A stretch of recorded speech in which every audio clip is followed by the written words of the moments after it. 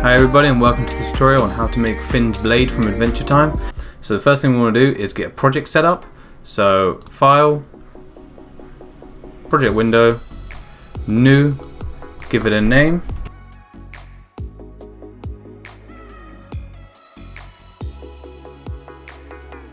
And set a location. So I'm happy with mine, otherwise you click on the little folder and you set a location that you're happy with and hit select.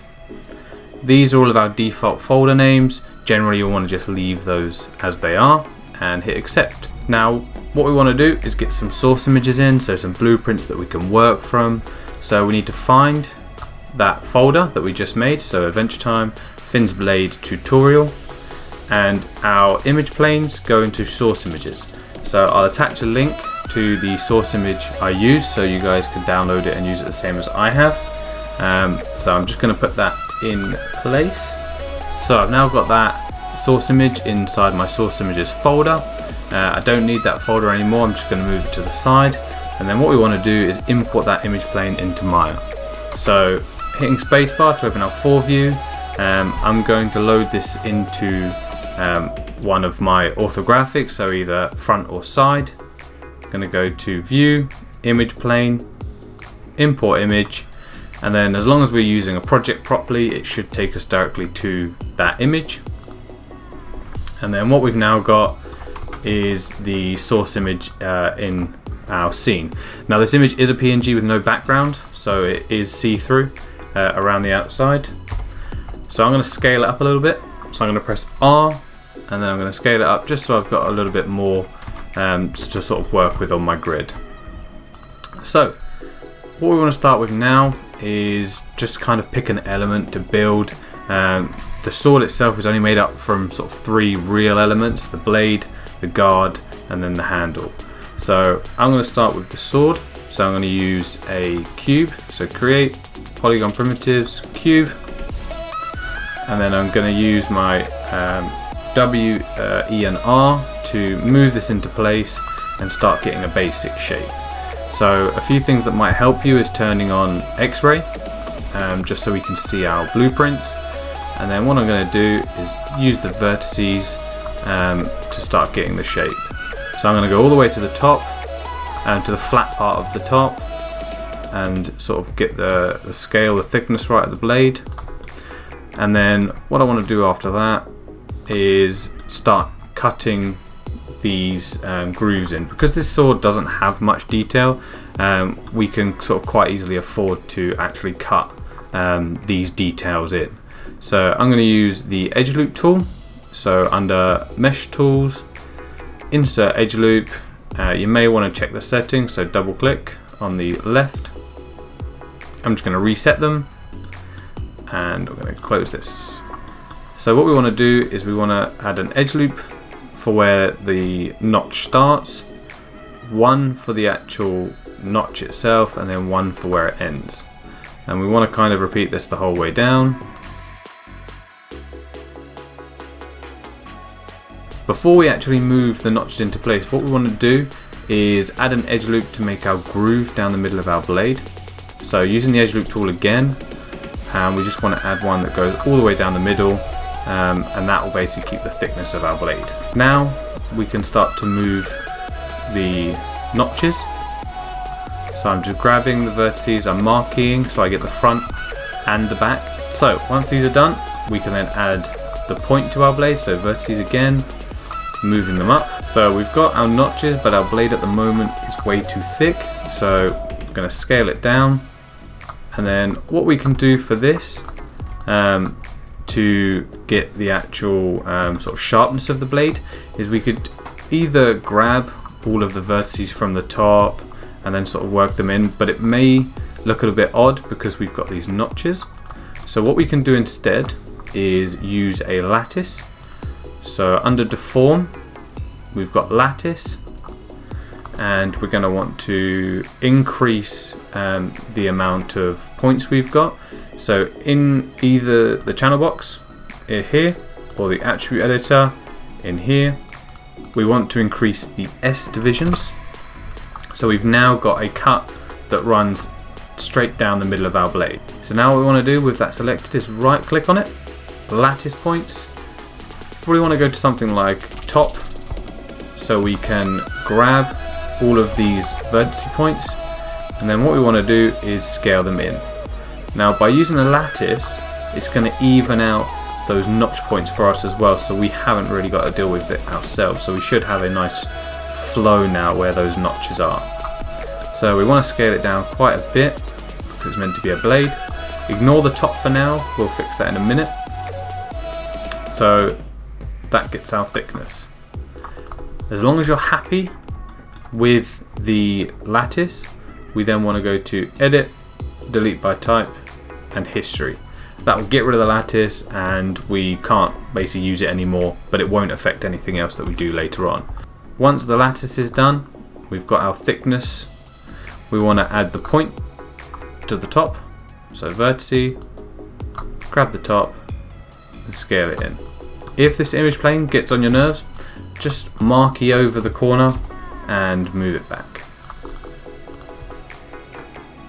So we've got now is our blade sort of starting to take shape. I'm going to add a harsher edge down the middle here to give it that kind of thicker look. So I'm going to double click and I'm going to go to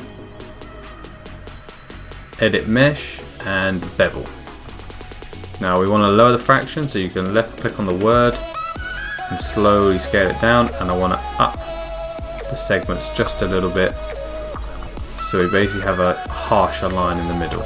Now my blade is still quite thick, so I'm going to add another lattice to it again. So deform, lattice, S up to 3, and then I'm going to scale that down again. The same process we did before.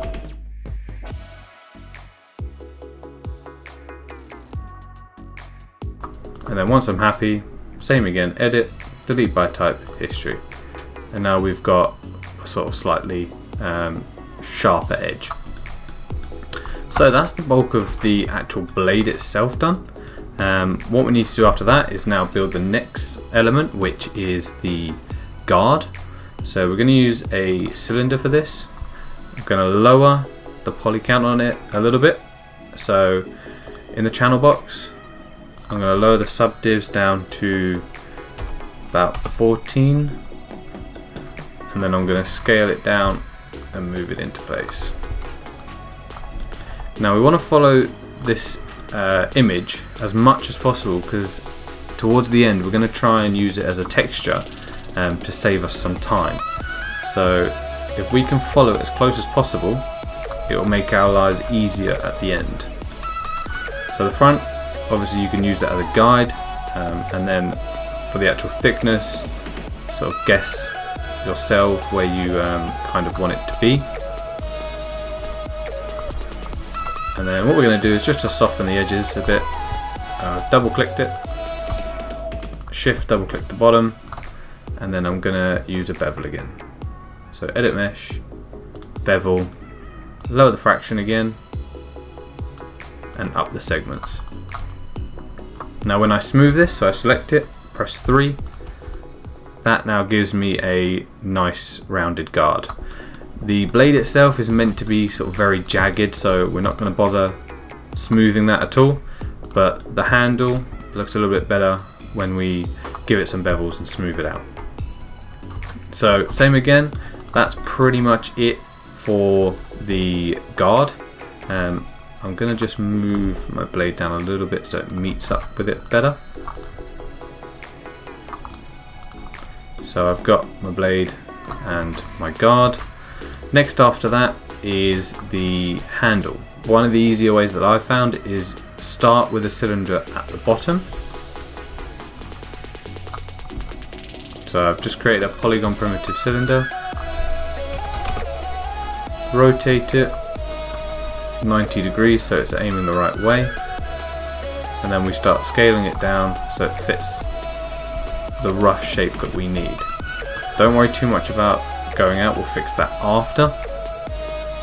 Gonna need to adjust the thickness.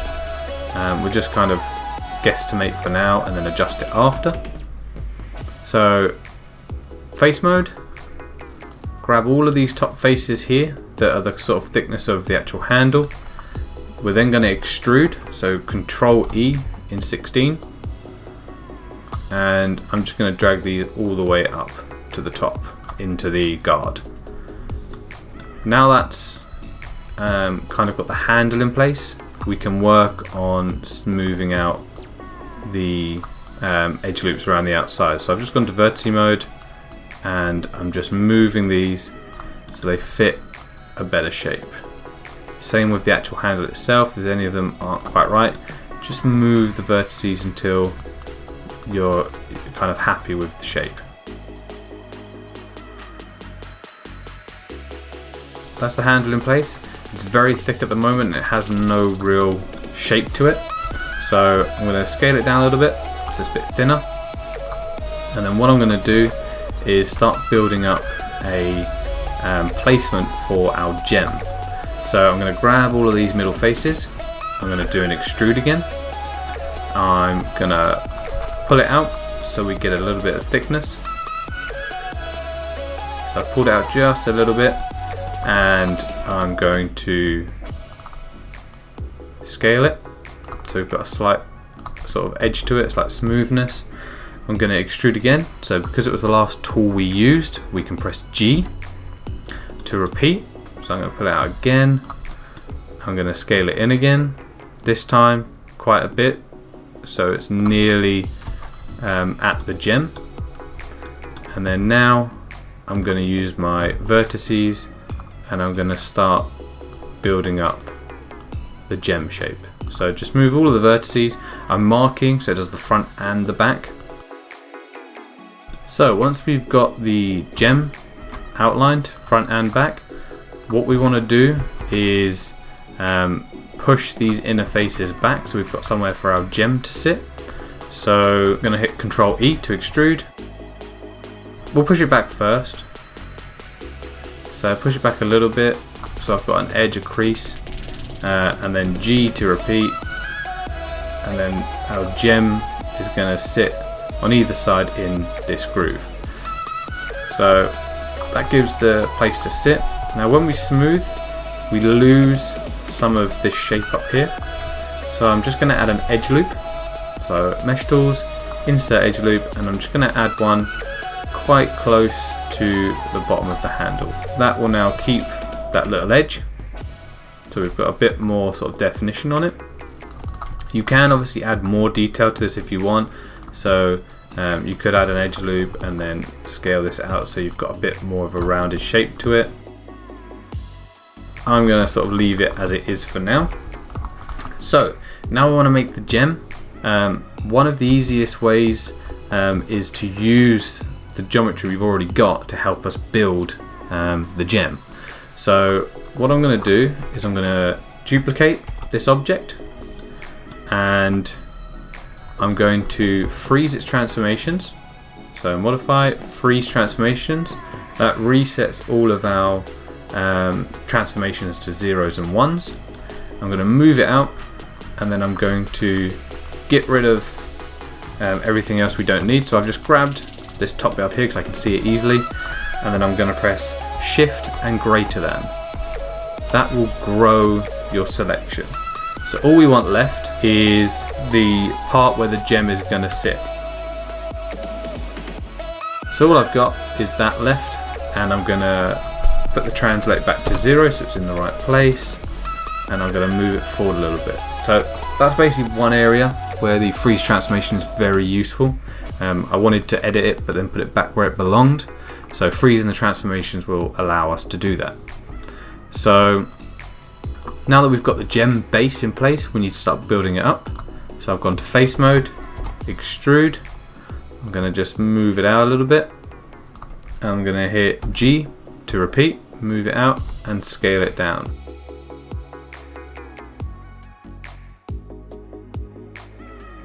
For now, I'm not going to put the gem in the other side. I'm just going to leave this one, and then when we texture, we'll make a texture for it and then put it into the other side all in one go. Right, the top of the handle, when we smooth, it obviously tries to smooth the top. You've got two choices.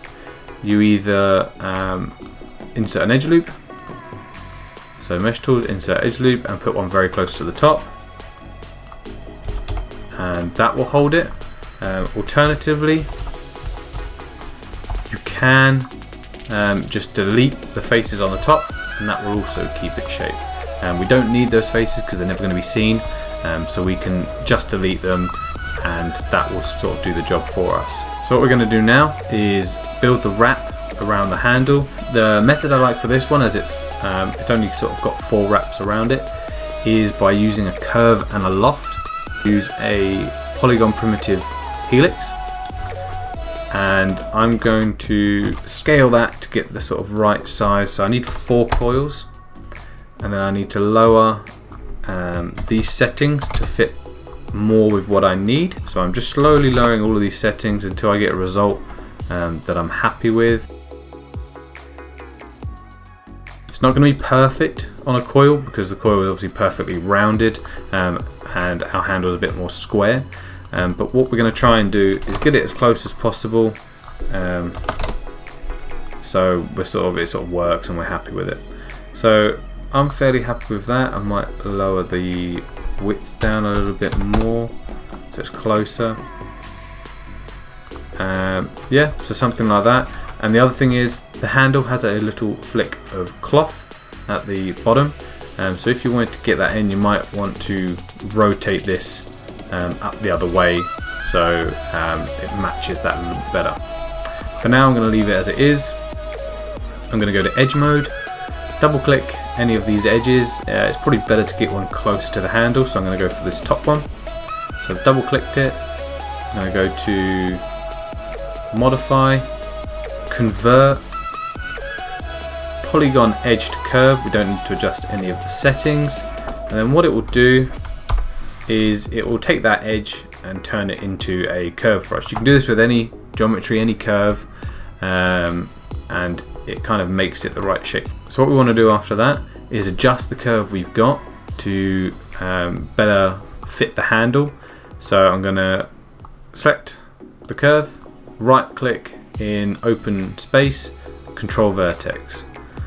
Now what we can do is start moving these so they're a bit close to the handle. I'm just going to tidy up a few of these points. It's up to you how exact you want to make it.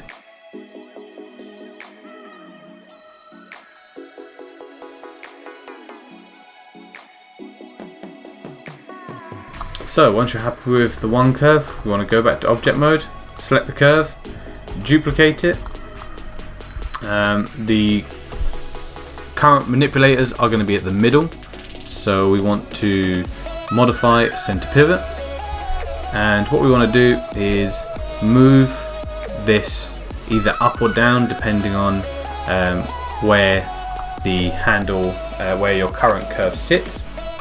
So what we want to do now is grab one of our curves, press shift and grab the other one, under surfaces, loft options. Most of these we want to leave as they are, but I want polygons. It's up to you if you want to use polygons or NURBS and sort of convert between the two.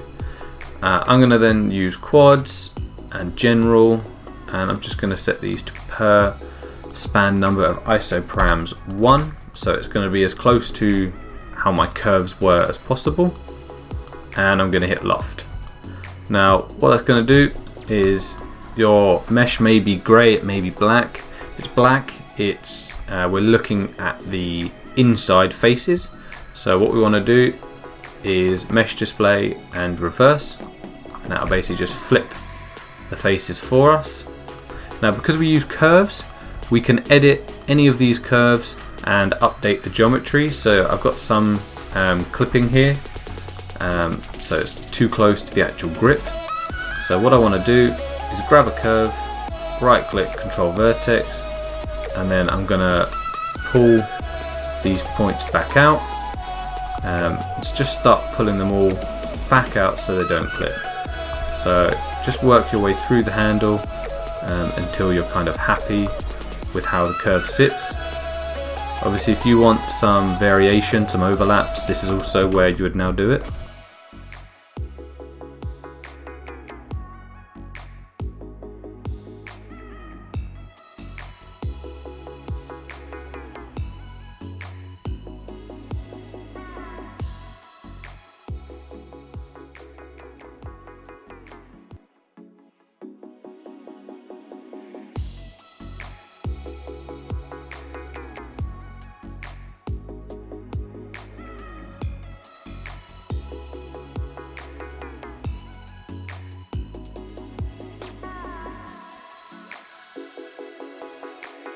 So once the wrap is done around the handle, you have a few choices. You can either leave it as it is, or we can add some depth to it. So if we want to add some depth, we go to face mode, click one face, double click the one next to it, hit extrude. So then what we want to do is the thickness we want to take down. It's going to be very small, so adjust the thickness numbers until you're happy, just so the wrap has some thickness to it again. Same if it goes black again, mesh display, reverse. Now when we smooth, we actually have a sort of strap that we can work with. Same again, keep adjusting the curves until you're happy with them. They'll still be attached even though we've done the extrude. So just keep pulling them out until you are happy with the end result. Remember to sort of keep previewing smooth, or you can leave it rigid. I may leave mine rigid, it's up to you, but once you're happy with it, when we get near the end, you're going to want to delete the history on the handle, so the curves no longer are linked and we can get rid of them and clear the geometry up. So that's the modeling portion of Finn's blade. Luckily, because we've used this image plane, and it's a very good image plane to use, we can try and use it as a texture. So what I'm going to do first is just get rid of this image plane. So I'm just going to mark it over the top and delete it. And then what I want to do is grab the blade, right click, assign new material. I want a little bit of reflectivity in there, so I'm going to use a blend. And then under the blend settings, I'm going to name this currently sword. And then for the color, I'm going to click on the little checker. I'm calling in a file, and the file that we're going to call in is the same that we've used as our image plane. So at first nothing will happen. We need to turn on textures, so up here. And at the moment our image plane is way off, so we're going to look at our texture editor. So window, UV editor, and at the moment our UV editor is a little bit of a mess. So what I've done at the moment is our image plane isn't square, which is what the UV editor uses, 1x1 square. So what I've done is under image, I've put it to use image ratio. Now that stops it from stretching, and it will make it a little bit easier for us to texture. So to get this looking correct, I'm going to go to face mode, grab all of the faces, UV, planar options, make sure you get the right axes. So I found the easiest way to grab it all, have your W selected, your transform, and then whichever arrow those faces are pointing in, so this one is the blue, so if we look down here, the blue is Z, so Z axis and project. If you get it wrong, just do it again and it will overwrite the wrong version from before. So in the UV editor now, I'm going to scale it down. You can either use the manipulator that's there, or you can switch to W, E and R. They work pretty much the same. So I'm going to scale it down. I'm going to go to UV, grab the whole thing, and then I'm going to work on it that way instead. So I'm going to keep scaling it down till it's the right thickness, and then I'm going to adjust the height until the notches line up. So at the moment it's looking like that. So we might need to adjust a few of our areas, so I'm going to go to UV, drag the bottom up so it matches a little bit better, adjust a few of these points. As long as they're not going too far, we won't get much distortion. So I've just dragged a few of these points up, and that's how the blade is looking. The reflectivity and things we can fix after. So that's pretty much the blade. The guard, we obviously have no image for the top, so what we can do is give this a base color. So I'm going to grab this outside edge, shift, double click, and I'm going to grow. And then so shift and greater than to grow my selection. So what I'm going to do is assign a new material to this one. So assign new material, blend again, but this time I'm not going to call in a file, I'm going to give it a color. So I'm going to click on here. Now for these colors, I opened the image in Photoshop and then I did color picker on it so I could get the colors, the hue and saturation as close as possible. So for this one, it's going to be 226, 0.63 and 0.45. And I'm going to name this texture blue. So what we've got is this blue on top, and we want to repeat the same for the bottom. So I'm grabbing this again, growing my selection, existing blue. So we've got our blue material. We may need to put this part into the other texture because it's coming too far over, but we can fix that in the next batch. So this part we're going to assign our image. So I'm going to grab it, I'm going to grow the selection again, existing material, sword. Now it's not going to look right at the moment, so we want to open our UV texture editor again, and what we want to do is UV planar Z again and project. Same, you're going to need to adjust this until it looks correct.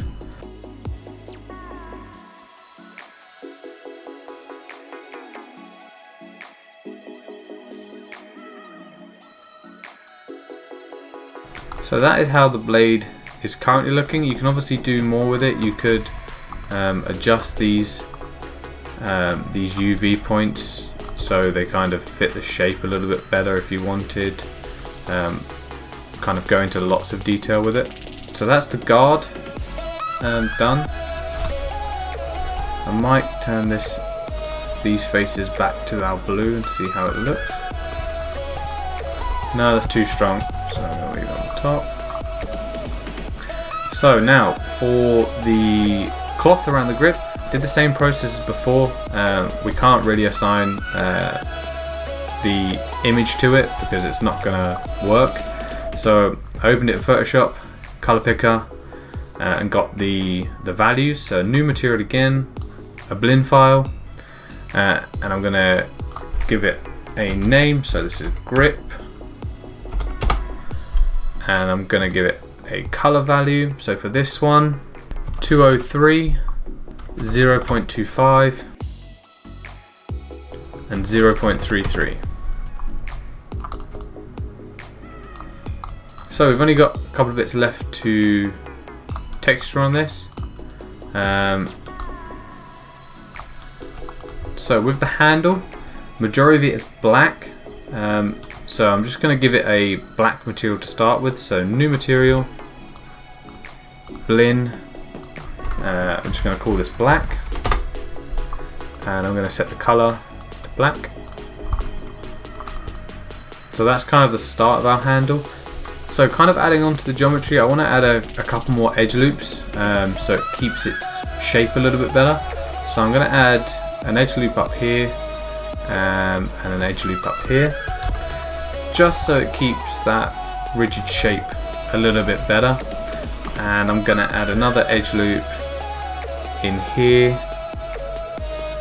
to keep the case around the diamond quite rigid. We can also then use these to help give us our blue lines. So I'm just shift grabbing these edges, right click, existing, blue, and then when smooth, that gives us our blue lines. Same with this one here. The blue lines go all the way up the handle. So I've grabbed them, existing, blue. So for the gem, Same again, I'm going to use the color picker to get the values. I'm going to give it a new material, a blend. Set this to a gem. And for the color, this time the color values are 360, 0.99 and 0.98, and that gives us our gem. We need to add the gem on the other side as well, so we want to modify, freeze transformation, duplicate it, and then scale Z -1, and that will put the gem directly on the other side for us. So if you've got any issues with grips like this, same again, just go through, this time using your vertices and editing till you're happy with how it looks. So that's the end of this tutorial.